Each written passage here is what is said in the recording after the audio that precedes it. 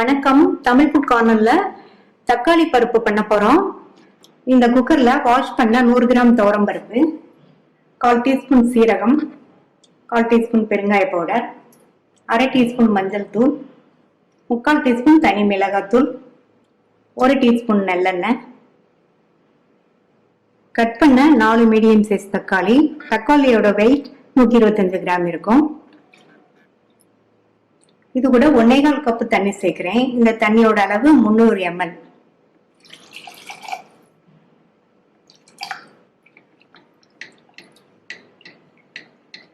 Mix பண்ணிட்டு மூடி போட்டுருங்க. ஸ்டீம் வந்ததுக்கு அப்புறமா வெயிட் போட்டு மீடியம் ஃப்ளேம்ல 4 விசில் வரட்டும்.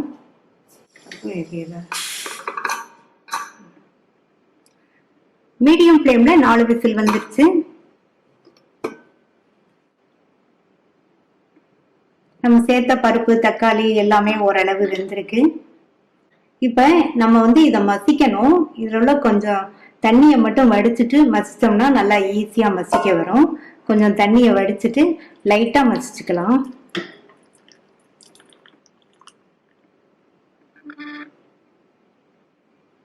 இப்ப இதை லைட்டா மசிச்சுக்கலாம்.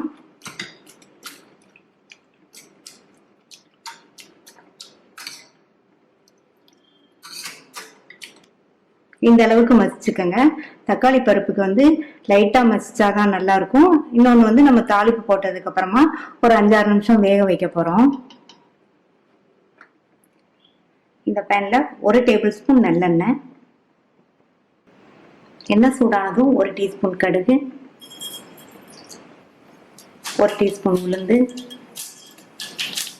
உளுந்து செவந்ததும் கொஞ்சமா கருவேப்பிலை, 1/4 கப் அளவுக்கு பொடியா கட் பண்ண வெங்காயம், சின்ன வெங்காயம் சேர்த்திருக்கேன். உங்கள்கிட்ட எந்த வெங்காயம் இருக்கோ அதை சேர்த்துக்கோங்க. அடுத்து ஒரு கட் பண்ண பச்சை மிளகாய், ஒரு காஞ்ச மிளகாய், ஸ்லைஸ் பண்ண 5-6 பல் பூண்டு. இப்ப எல்லாத்தையும் நல்லா வதக்கிக்கோங்க. வெங்காயம்னா நல்லா வதங்கி வரணும். லைட்டா அதனுடைய கலர் மாறி வர வரைக்கும் வதக்கிக்கலாம். இப்ப பாத்தீங்கன்னா வெங்காயம்லாம் வதங்கி லைட்டா அதனுடைய கலர் மாறி இருக்கு. இந்த அளவுக்கு வதக்கிக்கங்க. அப்பதான் பருப்போட சுவை வெங்காய வாசனையோட ரொம்ப சூப்பரா இருக்கும். அடுத்து ஸ்டவ் சிம்ல வச்சுட்டு மசிச்ச பருப்பை சேர்த்துக்கலாம். ஃபர்ஸ்ட் நம்ம வடிச்ச தண்ணி, கொஞ்சமா புளிக்கரைசல் சேர்க்கிறேன். ஒரு சின்ன நெல்லிக்காய் அளவு புளிய கரைச்சு வடிகட்டி எடுத்து வச்சிருக்கேன். என்னதான் நம்ம தக்காளி சேர்த்தாலும் கொஞ்சம் புளிப்பு சுவையோட இருந்தா நல்லா இருக்கும். இதுக்கு தேவையான அளவு உப்பு சேர்த்துட்டு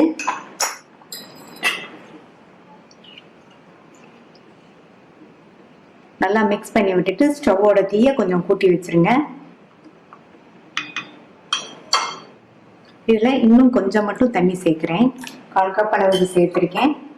ஸ்டவ்வோட தீய கூட்டி வச்சாச்சு. இந்த தாளிப்போட சேர்ந்து 5 to 6 நிமிஷத்துக்கு வேகட்டும். இப்ப 6 நிமிஷமா நல்லா எல்லாம் ஒண்ணு சேர்ந்து கொதிச்சு திக்காய் வந்திருக்கு. ஃபைனலா இதுல 1 டீஸ்பூன் நெய் சேர்த்துக்கங்க. கூடவே பொடியா கட் பண்ண கொத்தமல்லி இலைகள். நல்லா மிக்ஸ் பண்ணி விட்டுட்டு ஸ்டவ் ஆஃப் பண்ணிடலாம். அவ்வளவுதான், சுவையான தக்காளி பருப்பு ரெடி ஆயிடுச்சு.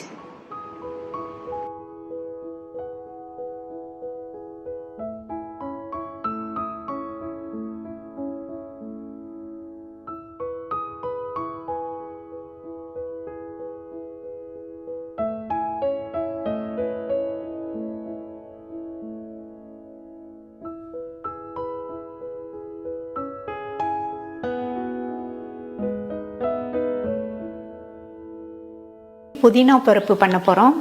புதினா வாசனையோட இந்த பருப்பு ரொம்ப ரொம்ப சுவையா இருக்கும். 1/2 கப் பாசி பருப்பை வாஷ் பண்ணிட்டு 1/2 மணி நேரமா ஊற வச்சிருக்கேன். இந்த பேன்ல ஊற வச்ச பாசி பருப்பை தண்ணியை வடிச்சிட்டு சேர்க்கிறேன். இது கூட 3/4 கப் தண்ணி, கொஞ்சமா 2 சிட்டிகை மஞ்சள் தூள் கலந்து விட்டாச்சு. இந்த பருப்பு சாஃப்டா வெந்து வரட்டும். இந்த மாதிரி நல்லா கொதிச்சு வந்ததுக்கு அப்புறமா ஸ்டவ்வோட தீயை நல்லா குறைச்சி வச்சு வேக விட்டுக்கலாம். தண்ணி வத்தாம பருப்பு கரெக்டா வெந்து வரும். இப்ப பருப்பு நல்லா கரெக்டா வெந்திருக்கு. இதை தனியா எடுத்து வச்சிடலாம். அடுத்து இந்த பேன்ல 1 டேபிள் ஸ்பூன் நெய். நெய் உருகி சூடாயிடுச்சு. அதுல 1/2 டீஸ்பூன் கடுகு. கடுகு பொரிய ஆரம்பிச்சிருச்சு. 1/2 டீஸ்பூன் சீரகம். ரெண்டுமே நல்லா பொரிஞ்சிருச்சு. 1/2 கப் அளவுக்கு பொடியா கட் பண்ண வெங்காயம், 1 கட் பண்ண காஞ்ச மிளகாய், 2 பச்சை மிளகாவை கட் பண்ணி சேர்க்கிறேன். 1/4 டீஸ்பூன்ல பாதி பெருங்காய பவுடர். நம்ம சேர்த்து எல்லாம் 2ல இருந்து 3 நிமிஷத்துக்கு வதங்கட்டும்.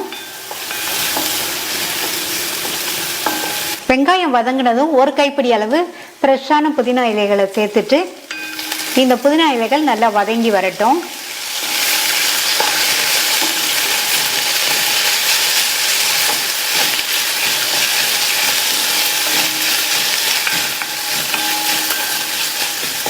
புதினா இலைகள்லாம் நல்லா சாஃப்டா வதங்கிடுச்சு. இது கூட 1/4 டீஸ்பூன் மஞ்சள் தூள், 2 டீஸ்பூன் தனி மிளகாத்தூள், இதுக்கு தேவையான அளவு உப்பு சேர்த்துட்டு நல்லா ஒரு தடவை மிக்ஸ் பண்ணி விட்டுருங்க.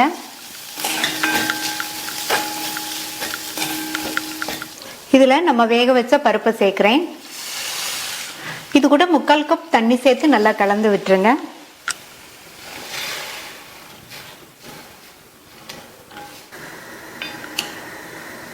நல்லா கலந்து விட்டாச்சு. பருப்பு 4-5 நிமிஷத்துக்கு வேகட்டும். இப்ப 5 நிமிஷம் ஆச்சு. புதினாவோட ஃப்ளேவர்லாம் பருப்புல இறங்கி பருப்புமே நல்லா திக்காய் வந்துருச்சு பாருங்க. அடுத்து இதுல 1/2 டேபிள் ஸ்பூன் நெய் சேர்க்கிறேன்.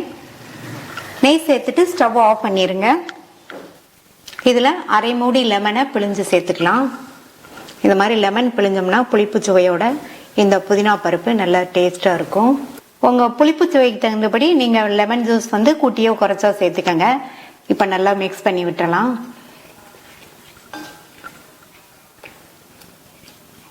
கம கமன் வாசனையா சுவையான புதினா பருப்பு ரெடி ஆயிடுச்சு. சாதத்துல போட்டு சாப்பிடும்போது ரொம்ப டேஸ்டா இருக்கும். சப்பாத்திக்கு தொட்டு சாப்பிட்றதுக்குமே ரொம்ப அருமையா இருக்கும். நீங்களும் ட்ரை பண்ணி பார்த்துட்டு உங்க கமெண்ட்ஸை சொல்லுங்க. தேங்க்யூ.